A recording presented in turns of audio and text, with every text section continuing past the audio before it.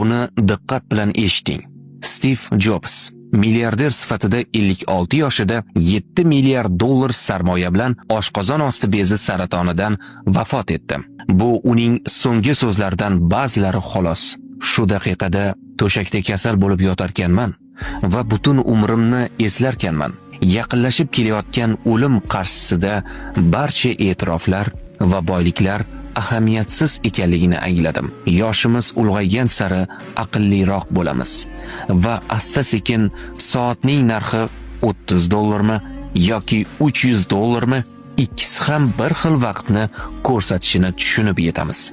Inkor etib bo'lmaydigan ikkita fakt bor. Birinchisi, farzandlaringizni boy bo'lishga o'rgatmang. Ularni baxtli bo'lishga o'rgating, toki ulg'ayganlarida narsalarning narxini emas, qiymatini bilsinlar. Ikkinchisi, ovqatingni dori o'rnida ye. Aks holda dorini ovqat o'rnida yeyishga to'g'ri keladi. Videoni shu joygacha ko'rgan bo'lsangiz, millionerlar klubiga obuna bo'lishni unutmang.